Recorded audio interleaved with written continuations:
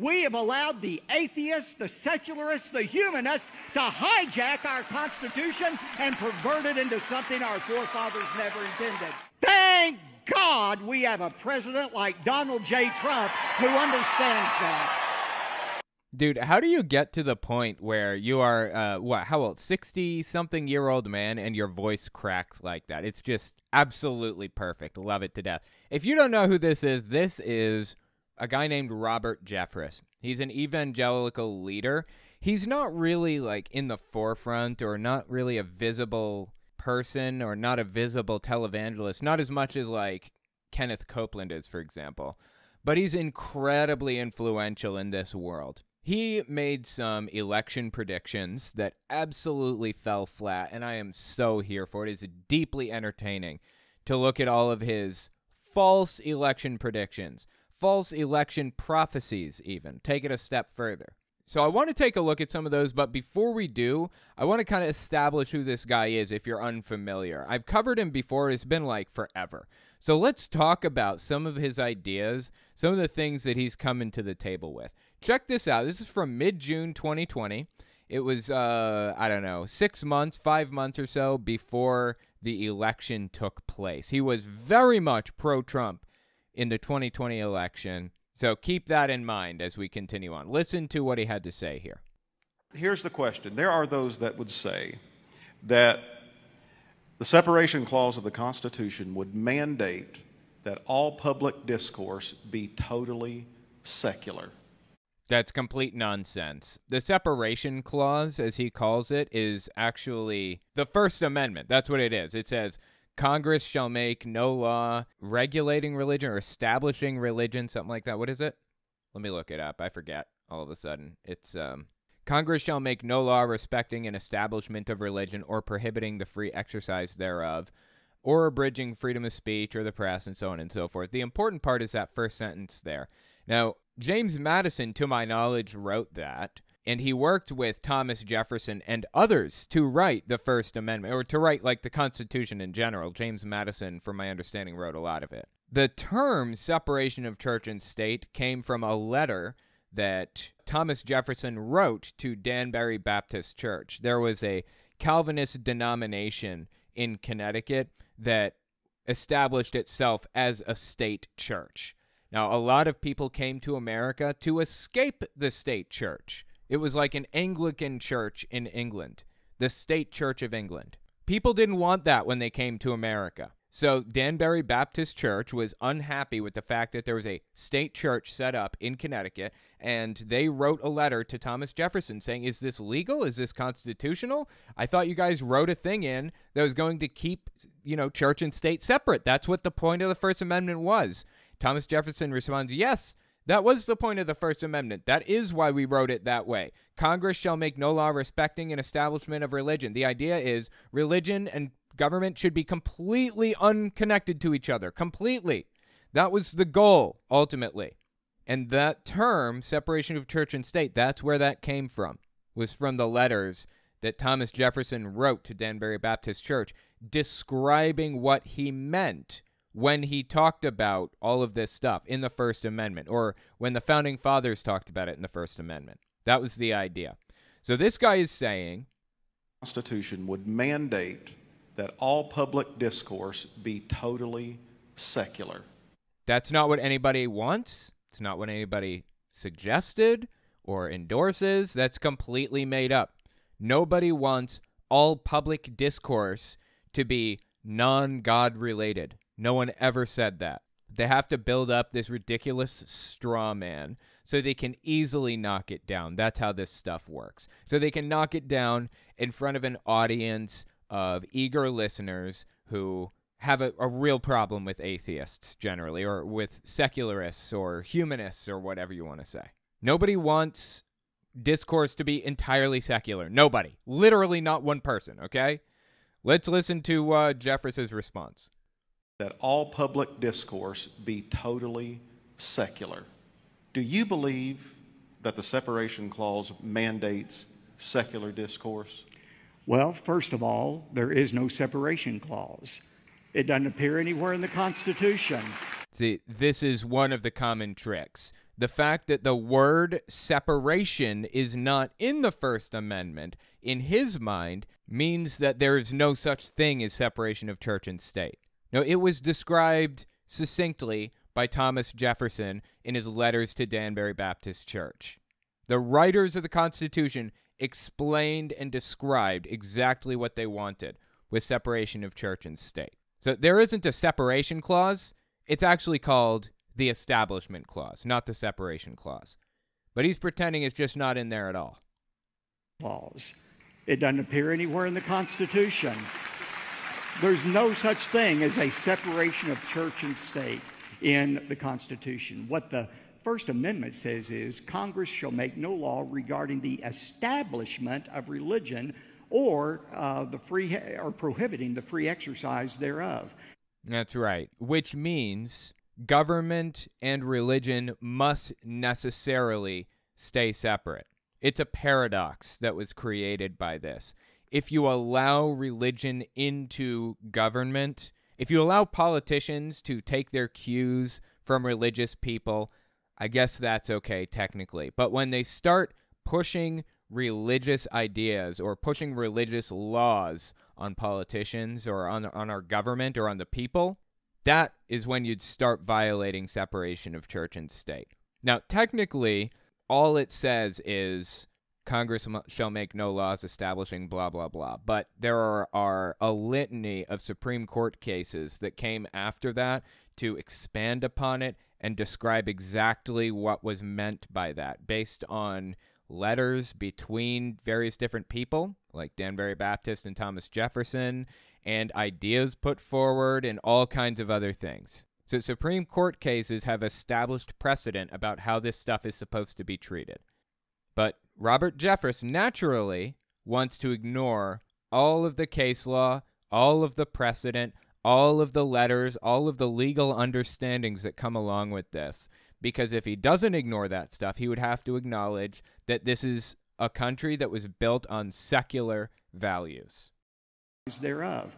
Our forefathers came from another country where there was a state-imposed church, where people were forced to worship. They wanted no part of that. They said, we're not going to allow government to establish a state church and coerce people to worship in it. That's all it says.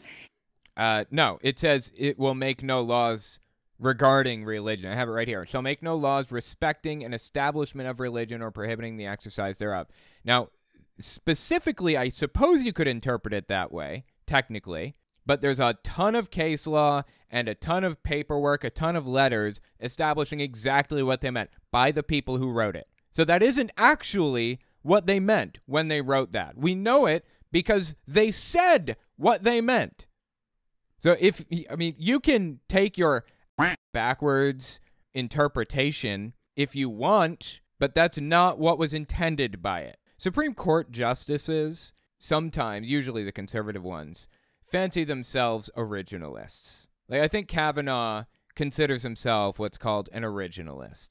So he will interpret the Constitution the way that he believes the original writers intended it to be interpreted. Now, that's ridiculous. This is a completely different world now than it was then. There's no reason to do that. But okay, he's going to interpret it in the way that it was originally intended to be interpreted, right? If we do that for the First Amendment, which is exactly what they did, then we would arrive at a separation of church and state as understood by secular humanists. Honestly, we don't even need to reinterpret the Constitution. We don't need to send it through the court systems, even though it's already been through, because we already have their interpretations on paper. We know what they meant when they wrote this stuff. It says it has nothing to say about Ten Commandment displays in schools, nativity scenes in the public squares, or prayers at the graduation. In 1980, what he's listing there are government officials acting as representatives of the government, pushing a religion on other people. Public squares and schools and teachers, these are all representatives of the government.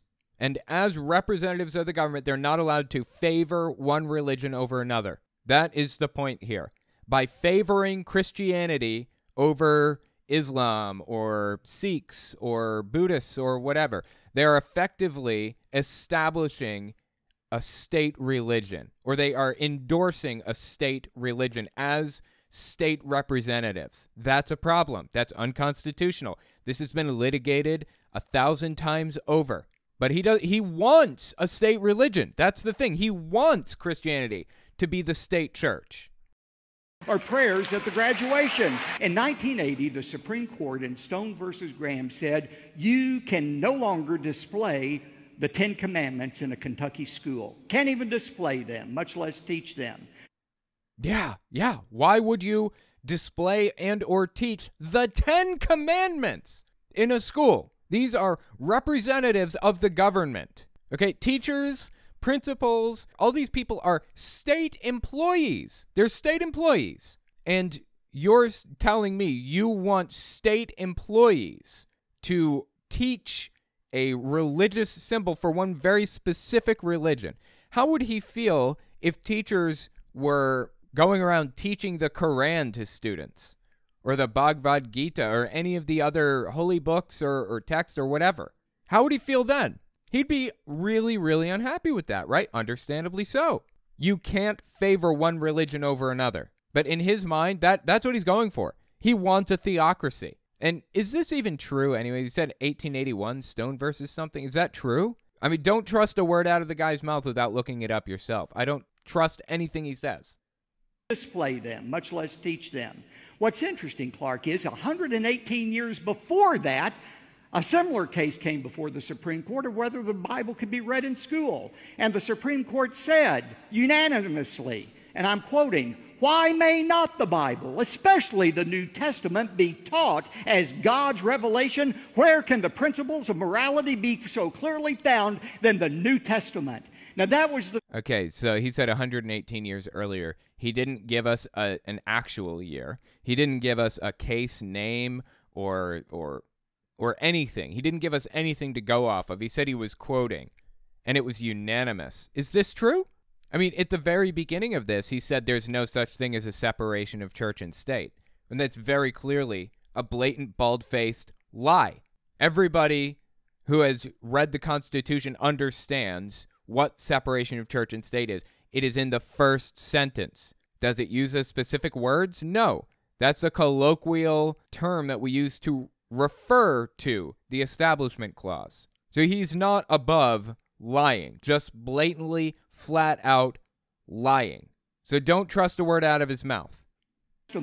Now that was the Supreme Court 118 years earlier. And every time I'm on Fox debating some of these pinheads from the ACLU... Dude, the ACLU is such an honest organization. What is wrong with him? I asked them the question. I say, now tell me, why is it in the mid-1800s you could read and teach the New Testament, but suddenly the Supreme Court decides 118 years later that you can't even post the Ten Commandments? It was a mistake for them to teach the Bible in schools at any point. It was a mistake for teachers to mandate that children pray. That was the establishment of a church by a government representative. It was a mistake, according to the Constitution. And he knows that. He knows exactly why. You can't tell me he hasn't looked through all these cases and studied them and tried to understand why these decisions were made. He just doesn't like them because he wants to establish a state church, a theocracy. What changed? Did the Constitution change and nobody told us about it? Of course not. The Constitution hasn't changed, but what has changed is this. We have allowed the atheists, the secularists, the humanists to hijack our Constitution and pervert it into something our forefathers never intended. That's what the problem is. Okay, well, he can say that all he wants, but the Founding Fathers wanted a secular government. That's why there isn't a single reference to God to be found anywhere in the entire Constitution. The only real references to God in the Declaration of Independence were to point out that our rights were granted to us by somebody other than government. Government didn't grant them, government can't take them away, was the idea. That's why they mentioned God in the first place. Most of the Founding Fathers were secular or deists to some degree. Now, people like Robert Jeffress will come along and make bizarre, ridiculous claims about the Founding Fathers. Like 29 of the 56 signers of the Constitution had seminary degrees or were preachers. That's just not true. That's a flat-out, bald-faced lie. Again, I'm going to talk about that in another clip by Robin Bullock. It's a story about Robin Bullock that comes out this week. But it's just a lie. It's just flat-out, plain lie. There was one signer of the Constitution that had any kind of a seminary degree. One. These people are not above lying to get their way. Never have been. And again, this guy's a massive Trump ally. So keep listening to what he says here. I'm going to say this, and it may cost me some book sales, but I'm going to say it anyway. Oh, yeah, book. I bet. You're going to suffer badly, right? He's about to endorse Trump, by the way. Yeah, that's totally a good way to lose support by endorsing Donald Trump in front of an audience of religious fanatics. Such a martyr, this guy, huh? He does the hard things because nobody else will. Thank God we have a president like Donald J. Trump who understands that. Just obnoxious and ridiculous on so many levels. And again, I wish I could make my voice crack like that. I feel like I could be a really good singer if I could crack my voice at will like that. Anyway, that's Robert Jeffress. He's had a lot of weird things to say in the past. Check this one out. Early March 2021. I think this is an appearance he did on Jim Bakker's TV show. Listen to what he had to say on here. This one is about work, about how he feels about going to work and what heaven is like. Give it a listen. We're also going to work in heaven. Now, that may even sound more like hell to some people, working in heaven. But remember, God created us to be workers. Work was a gift from God before the fall of Adam and Eve. Work was a gift for people before the fall of Adam and Eve? What was Adam and Eve's job other than naming the animals? Isn't that just like their only job they're supposed to do? God meant for us to find fulfillment in our work. He's a worker. He created us to be workers. But in heaven, the new heaven and the new earth, all of the things that drain the joy out of our work, bodies that grow tired, strained relationships, government regulations, all those things will be removed. Okay, that's an interesting one. Government regulation? He thinks that McDonald's employees are pissed off about government regulation. That's what's really sticking in their craw in this guy's mind. This guy's never worked a day in his life, has he?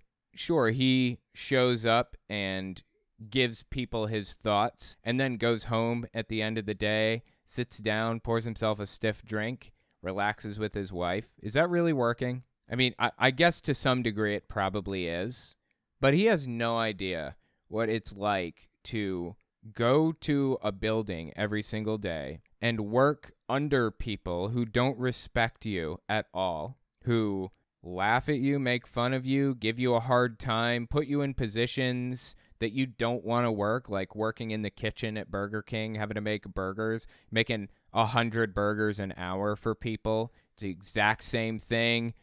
Lay the bun down, lay the meat down, put mayonnaise on the top of the bun, lettuce, tomato, onion, cheese, pickles, put the bun on top, fold it over, slide it out. Do the exact same thing over and over and over and over and over again until the word pickle stops sounding like the English language anymore.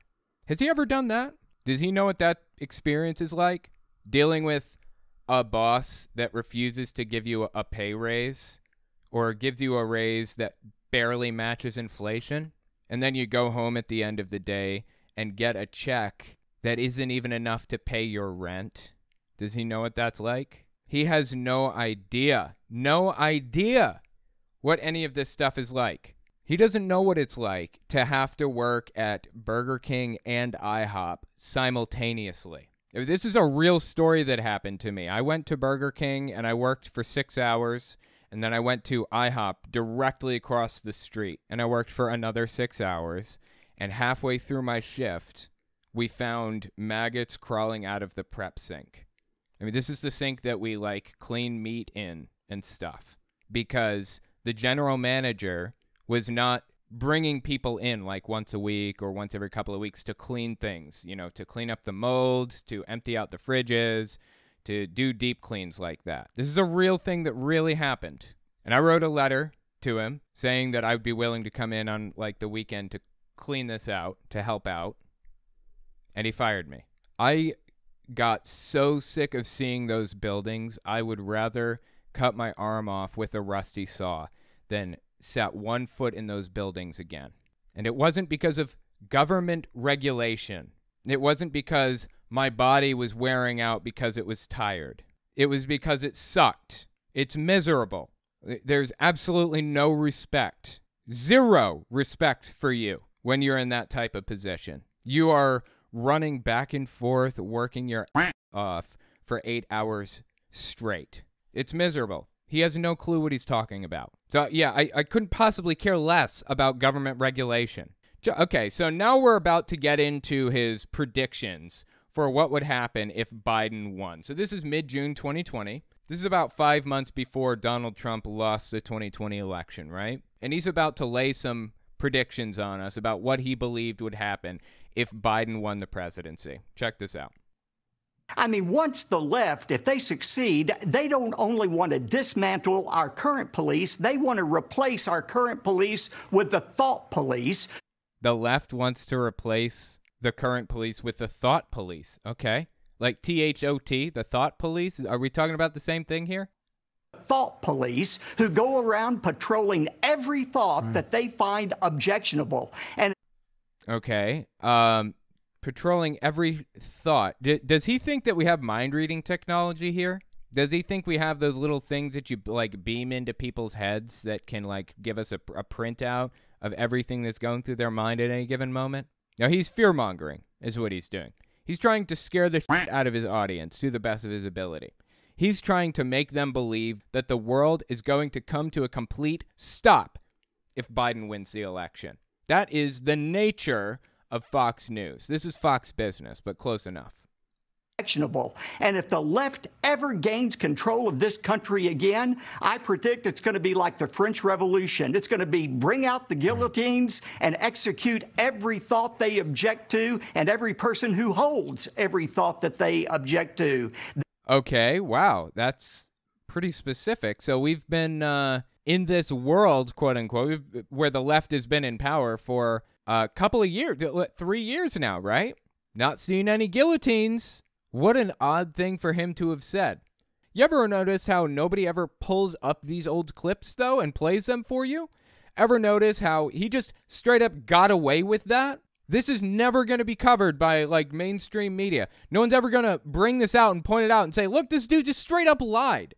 This is ridiculous. He knew this wasn't going to happen, and he came out here and used it to scare the shit out of his audience anyways. That is what this guy does.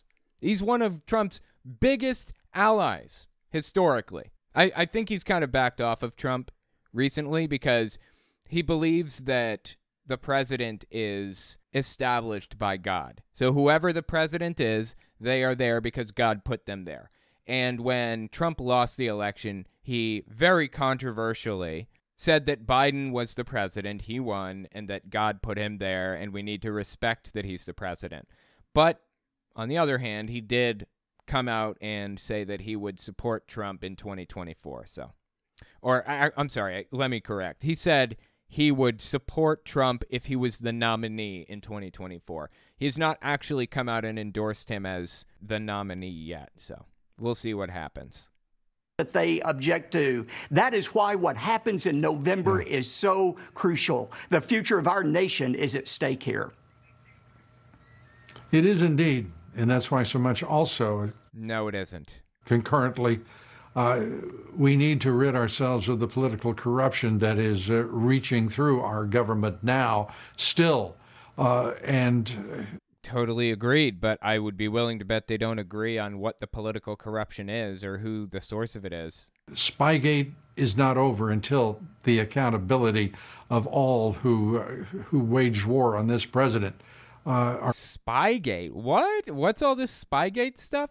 Wait, okay, I'm trying to remember. Wasn't there some bizarre right-wing conspiracy theory about, like, the left spying on Donald Trump or something like that in 2020 or 2019 something? I don't even remember now, but just goes to show you, they'll come up with any ridiculous conspiracy they can to scare their audience half to death. It's all about fear, uncertainty, and doubt. FUD is what it's called. Fear, uncertainty, and doubt. You need to foster those emotions in your listening audience, and if you can, you could just about guarantee that they'll come back to you for more, because it's like an adrenaline rush. I mean, this is just one example. I have a billion examples of this guy just flat out, blatantly, bald-faced, lying to the audience, scaring them, doing everything he can to freak them out and make them believe that some monstrous thing is ahead if Biden takes the presidency. Not only that, but I have an even older one of Robert Jeffress talking about something from, this one is from 2018. 2018, okay? I mean, I wasn't actually planning on playing this one, but I might as well bring it up since we're talking about fear, uncertainty, and doubt.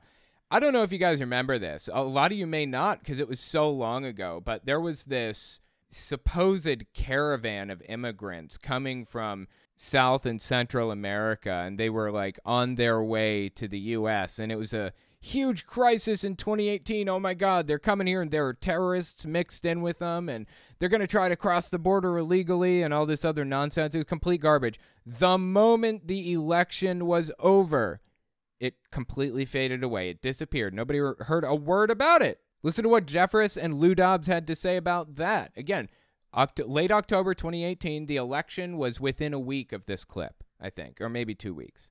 I want to ask you about Governor John Kasich saying that caravan, God intended that caravan be allowed to cross our border. John Kasich, why would John Kasich, a Republican, say that? Again, they're just misquoting and lying about people, about an event that wasn't even really happening. I'm paraphrasing him. I mean, but does God want that? I'm paraphrasing him, he says. I'm paraphrasing. A Republican is in favor of a caravan of immigrants crossing through into the United States, is what he said. He said, well, I'm paraphrasing a little bit. Yeah, I bet you are. Okay. No, look, God is the one who established borders. He is not a open borders kind of guy.